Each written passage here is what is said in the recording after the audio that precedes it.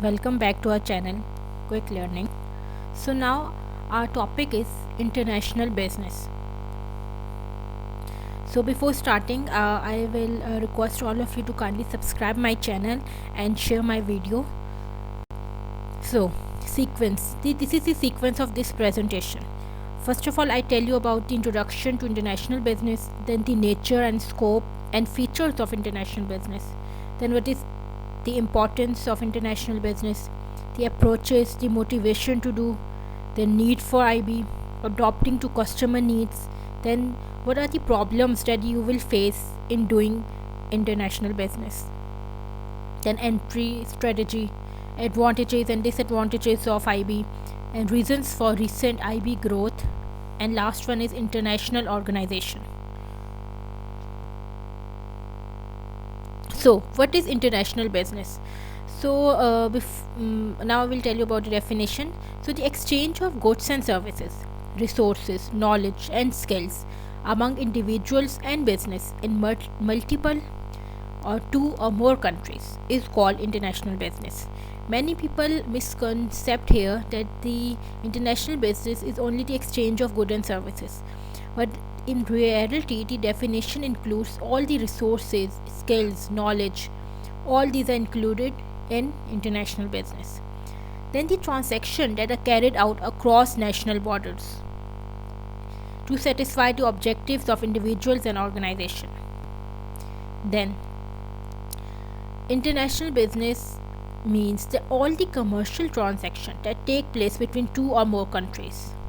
It can be private and government, it can be sales related, investment related, logistics related, and the transportation related. It can be anything, but the important point is that it should be between two or more countries. This is very important for your exam point of view too, and for your career, and for if you're doing a business, then you should keep in mind the international business. If you are going for international business, there at least are two countries. Then what is the nature of IB? So number one is accurate information, timely. The IB should have accurate information and it is time based. For example, during COVID, obviously it is a big no to start IB. Why? Because there are already so much chaos, and things are not running smoothly, and the economic conditions of countries vary. So you have to have a complete and accurate information, and then you have to go for IB. Then the size of the international business, that what is the size that you are going to have your business in another country. Then market segmentation, you must know and must research about which segment you are targeted in another country. Then the international markets have more potential than domestic markets. Obviously everyone know, because there are limited people and limited resources in a country, and if you go for another country, then obviously there are more potential and more scope and more advantages. Then the scope of IB. So the scope of IB is international marketing, international finance and investment, foreign exchange, and global HR. So even if you are doing this, if you are seeing this project presentation as your, if you are a student and if you want to adopt this as your career, then this is very important, and this has a great scope. Like if you have a knowledge in IB, then you can do a job in marketing related companies, and finance, investment, foreign exchange, and even the global HR. So this is a very important topic for your career as well. Even if you are a student and if you are applying for a job and want to adopt a career, then IB is a best scope nowadays. Then the features of IB. So the IB obviously should have the large scale operations, because if you are going abroad and going to another country, then obviously it has large scale operations. Then integration of economics dominated by developed countries and MNCs, benefits to participating countries, keen competition, special role of science and technology, and international restrictions. So all these are the features of IB. Then the importance of IB. So there are a lot of importance of IB, but I tell you about the more basic ones and the easiest one to understand. So you have to earn foreign exchange, obviously, optimum utilization of resources in your own country and in another country, then achieve its objectives, to express business risk, improve organizational efficiency, get benefits from government, expand and diversity, increase competitive capacity. So these are very important to understand. So if you have any question, then kindly comment me, I will tell you and I will reply you. And if you want a separate video of any one or any topic or any query, then you can also tell me. Then IP approaches. So this is a very logical, technical and difficult thing. IP approaches. So there are 4 IP approaches: ethocentric, polycentric, regiocentric and geocentric. So number 1 is ethocentric. Before doing this, I will tell you kindly subscribe my channel. And secondly, this is just the definition of all these approaches. I will make a separate video. If you want to do, then you can tell me and I make up, because this is a bit critical and time consuming topic. Okay, so here I just tell you about the basic concept. Ecocentric approach. So under this approach, target market is own country, and the excessive production will export due to change in customer taste and the preferences. And the organizational structure of this approach should be like, number 1, you have managing director, obviously. Then you have MGR, 5 MGRs. Then they have you have a managing let's suppose like you are doing a business in your own country and now you go for an foreign country, and obviously your company has a managing director. Then from these managing director, they have research and development department. Then from them they have assistant manager. Okay, and again the MGR has production department, HR department, marketing department. All these departments are related and are under one MGR. Okay, and they have further classification like assistant manager. So they can, and the cycle continues. Then the polycentric approach. So in a polycentric approach, you have the companies that customizes the marketing mix to meet the taste, performance and needs of the customers of each international market. Okay, so it is like a polycentric approach, like you go for a particular taste or particular customer, particular needs of a customer. Okay,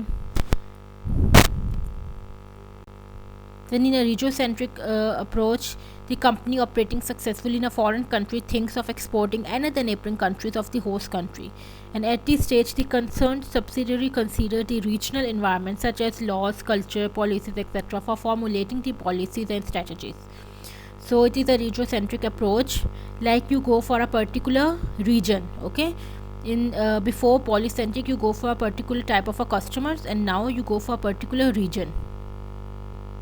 Then last one is geocentric approach. Again, in this approach the company analyzes the taste, preference and needs of the customers in all foreign markets, and then adopts a standardized marketing mix for all the foreign markets. Okay, so they have a standardized marketing mix. Like Coca-Cola adopted this strategy by selling its popular soft drink with the same content, packaging, branding and advertisement themes worldwide. This is a common example of geocentric approach is Coca-Cola. And the Whirlpool designs a world washer, that is small stripped down automatic washing machine for Mexico, Brazil and India. However, it modified this product for Indian market to wash the delicate saris. So this is an example of geocentric. So in a geocentric approach, the organizational structure is like you have a headquarter in India, suppose, then all of them have a subsidiary. Okay, then subsidiary is related to India. Each subsidiary is related to a particular country, Kenya, South Africa, Namibia, etc. Then now motivation to do IB. So number 1 is proactive. It will be to increase profit, obviously, because the customer market segment increases, market share increases. Then to take advantage of a product life cycle to achieve economics of scale. And reactive is competitive pressures. Obviously, if you go for another country, they have already well established brands and companies, so you have to face a competition. Then overproduction and excess capacity. Then declining domestic sales and saturated domestic markets. Then what is the need for IB? So need for IB is achieve higher rate of profits. Okay, simple. Then expanding the production capacity beyond the demand of the domestic country. Then availability of technology and managerial competence. Cost of manpower, transportation, and nearest to raw materials. Obviously, for example, if you're living in a particular country and you export your raw materials, then it is very beneficial for you and your business to start your company in that country where raw materials are close, so that you can cut off the extra cost and manpower and time, all of them. Then market share, obviously. Then the adopting to customer needs. So products and services should meet to foreign market. Then price adjustment by considering the cost of foreign trade such as transportation, taxes, exchange rate. And then the distribution system through existing transportation system, suppliers and stores. And fourth one is promotion should be modified based on different languages, law, culture from country to country. Obviously, if you go for some particular country that is more religious, then you have different marketing strategy, you adopt different culture, you adopt different things, considering mind the culture of that a particular country. And if you go for a more modern based country, then you adopt their culture. So you have to move and you have to change your strategy from country to country. Then the problems. So the problems that you face in IB is obviously the political factors, then high foreign investments and high cost, exchange instability, entry requirements, tariffs, quota, etc. Then corruption and bureaucracy, technological policy, and quality management. So the entry strategy. Sorry, the voice missing in my heading. Okay, but the entering strategy should be exporting. Okay, it can be direct and indirect exporting, licensing, that include agreement, then patent, trademark, copyright, technology, production processes, and product. Otherwise, obviously, anyone can copy you. And then license fees, franchising, by franchisers to franchise, then foreign assembly, subsidiary, local assembly. So I assume that all you know all of these. If not, then go back to my channel. In a video small and medium entrepreneurship, I tell you all the definitions of what is licensing, what is franchising, and factoring, all of them. Then turnkey operation, that is a staff on an operating facility, foreign buyer, then foreign production subsidiary, establishment purposes. Then foreign production subsidiary is for purpose of production again. The international firm, it has a significant portion in foreign countries. Then multinational corporation, it include both parent country and a host country. And joint venture, it means you have a property right. So if you have any question related to this, then you can comment me, or you can go back to my channel in small and medium entrepreneurship, and you can know about all these. If not, then you can comment me, I will make a video on it. Then a foreign direct investment, it means arrangement in which a firm buys or establishes tangible assets, then in another country, obviously. Then through direct investment, by buying a company stock in a capital market. This is the definition of foreign direct investment. Then the main barriers of IB is cultural and social barriers, legal and political and economic.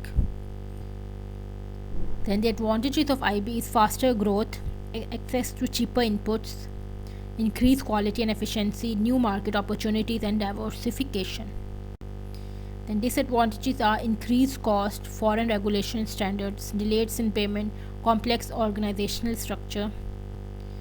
Then the reasons for recent growth in IB is the expansion of technology, number one. Then business is becoming more global because transportation is quicker, and the communications enable control from afar.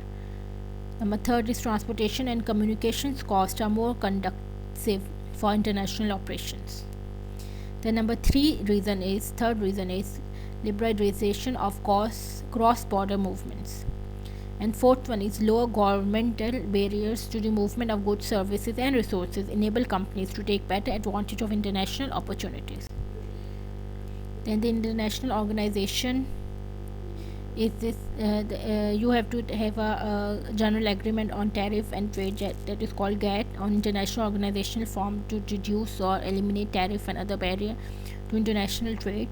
And then IMF is International Monetary Fund, an international financial organization that lend money to countries in conducting international trade. So this is very important for your MCQ, that what is CAT and what is IMF. The international organization means World Bank, that is the international financial organization that lend money to underdeveloped and developing countries for development. Then economic communities, the creation of common economic policies. Then WTO, then you have EC, then you have NAFTA, and then you have AFTA. So again, this is very important for MCQs. So that's all from my side. If you have any question, kindly comment me. Thank you.